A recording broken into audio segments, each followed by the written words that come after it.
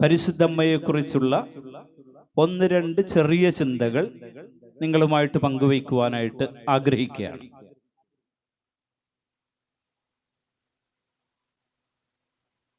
ഈശോയുടെ മരണോത്ഥാനത്തിന് ശേഷം നമ്മൾ സുവിശേഷങ്ങളിൽ വായിക്കുന്നുണ്ട്, ഈ അപ്പോസ്തലന്മാരെല്ലാവരും ചിതറിക്കപ്പെട്ടുപോയി. ചിതറിന്ന് വെച്ച് കഴിഞ്ഞാൽ ഈ 12 പേരും അവരുടെ പ്രത്യാശ നഷ്ടപ്പെട്ട് ഭയം രൂപപ്പെട്ട് പലയിടങ്ങളിലാക്കി ചിതറിപ്പോയി. പിന്നെ അവരൊന്നിച്ചു വരുന്നില്ല. അവർക്ക് ഭയമായിരുന്നു. കാരണം ഇത്രയും നാൾ കൂടെ ഉണ്ടായിരുന്ന ഈശോ കൂടെയില്ല. അവരെ പഠിപ്പിക്കാനും നയിക്കാനും ഒക്കെ ഉണ്ടായിരുന്ന ഈശോ കൂടെയില്ല. അതിനാൽ തന്നെ അവർ ചിതറിക്കപ്പെട്ടു പോയി. ഈശോയ്ക്ക് നേരിട്ട അനുഭവം കുരിശുമരണവും പീഡാസകനവും ഒക്കെ ഇവരും ഏൽക്കേണ്ടി വരുമെന്നുള്ള ഭയം. ചിതറിക്കപ്പെട്ടു പോയെന്നുള്ളത് വലിയൊരു യാഥാർത്ഥ്യമാണ്. അപ്പോസ്തല നടപടി 1-ാം അധ്യായം 14-15 വചനമാണ് നമ്മൾ ആദ്യം എടുത്തൊന്ന് ധ്യാനിക്കുന്നത്. അവിടെ പറയുന്നത്, പരിശുദ്ധ കന്യകാമറിയത്തിന്റെ നേതൃത്വത്തിൽ അവരൊന്നിച്ചിരുന്നു പ്രാർത്ഥിച്ചു. അവരെന്ന് പറയുമ്പോൾ ഈ ചിതറിപ്പോയവരെ ഒന്നിച്ചു കൂട്ടിയ അമ്മയാണ് പരിശുദ്ധ അമ്മ. അതാണ് നമ്മൾ ആദ്യം ഇന്നേ ദിനം ധ്യാനിക്കേണ്ടത്. കാരണം കർമ്മലരാജ്ഞിയുടെ തിരുനാൾ ആഘോഷിക്കുമ്പോൾ, ഉത്തരീയത്തെക്കുറിച്ച് ചിന്തിക്കുമ്പോൾ അവിടെ നമുക്ക് പ്രധാനമായിട്ടും കിട്ടുന്ന ഒരു കാര്യം, പരിശുദ്ധ അമ്മ ഉത്തരീയത്തിൽ പൊതിഞ്ഞ് നമ്മളെ എല്ലാവരെയും സംരക്ഷിക്കുന്നു എന്നുള്ളൊരു കാര്യമാണ്. പക്ഷെ ആ സംരക്ഷണത്തിന്റെ തുടക്കം പണ്ടേ ഉണ്ടായിരുന്നു. അതാണ് നമ്മൾ അപ്പോസ്തല നടപടി 1:14-15 വായിച്ചു കേൾക്കുന്നത്. ചിതറിപ്പോയവർ ഒന്നിച്ച് പ്രാർത്ഥിച്ചുകൊണ്ടിരുന്നു. ഈ ചിതറിപ്പോയെന്ന് പറയുമ്പോൾ അപ്പോസ്തലന്മാർ മാത്രമല്ല, നമ്മളുടെ കാലഘട്ടത്തിലും ഈ ചിതറിപ്പോകലുണ്ട്. അതെങ്ങനെയാണ് ഒരു വ്യക്തിയിലും കുടുംബത്തിലും സമൂഹത്തിലുമൊക്കെ സംഭവിക്കുന്നത് നമുക്കറിയാം.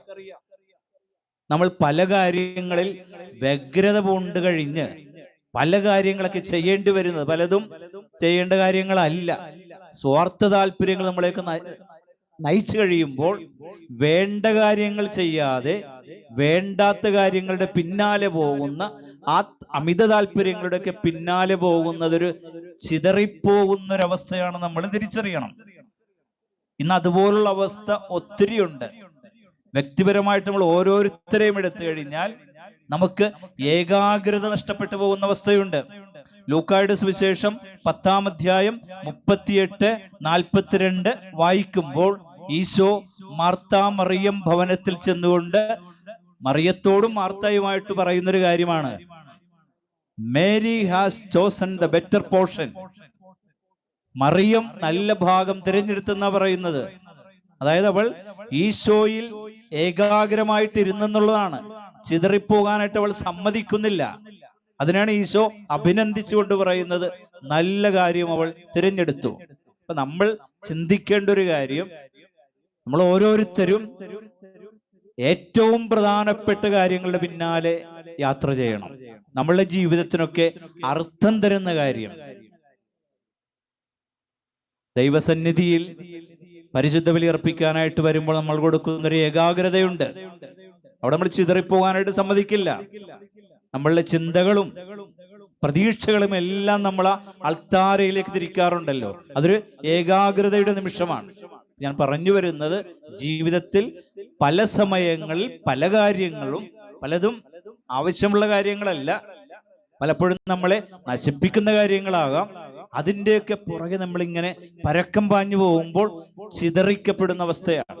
അത് വ്യക്തിജീവിതത്തിൽ സംഭവിക്കുന്നതാണ്. അതുപോലെ തന്നെ നമ്മളുടെ കുടുംബാന്തരീക്ഷത്തിലും ഈ ബന്ധങ്ങളൊക്കെ തകർന്ന് സ്നേഹവും സമാധാനവും ഇല്ലാതെ വരുമ്പോൾ ചിതറിപ്പോകുന്ന അവസ്ഥയാണ്. കുടുംബത്തിൽ അപ്പനും അമ്മയും മക്കളും ഒക്കെ ഉണ്ട്. അവർ ഒന്നിച്ചു നിൽക്കുമ്പോൾ എന്ത് സന്തോഷമാണ്. കുടുംബത്തിൽ സമാധാനമാണ്. നമുക്ക് പ്രാർത്ഥിക്കാൻ ചിന്തിരുന്നു കഴിഞ്ഞാൽ പ്രാർത്ഥിക്കാനും പറ്റും. കാരണം അവിടെ ഐക്യമുണ്ട്, ചിതറിപ്പോകുന്നില്ല. അപ്പൊ ഇന്ന് പല കുടുംബങ്ങളിലും ഈ ചിതറിക്കപ്പെടുന്ന അവസ്ഥയാണ്. എല്ലാവരും അതില് ഉത്തരവാദികളാകണമെന്നുമില്ല. ഒരുപക്ഷെ അപ്പനും അമ്മയ്ക്കും ഒത്തിരി താല്പര്യമായിരിക്കും ഈ മക്കളും മരുമക്കളും കൊച്ചുമക്കളും എല്ലാവരും ഒക്കെ ഒന്നിച്ചു നിൽക്കാനായിട്ട് സാധിക്കുക. പക്ഷെ പലപ്പോഴും സ്വാർത്ഥത കടന്നു വരും, വ്യക്തി താല്പര്യങ്ങൾ കടന്നു വരും. അവിടെ ദൈവത്തെ മറക്കും, ബന്ധങ്ങൾ മറക്കും. ഓരോരുത്തരും അവരുടെ താല്പര്യങ്ങളുടെ പിന്നാലെ പോയി കഴിയുമ്പോൾ ചിതറിപ്പോകുന്ന അവസ്ഥ.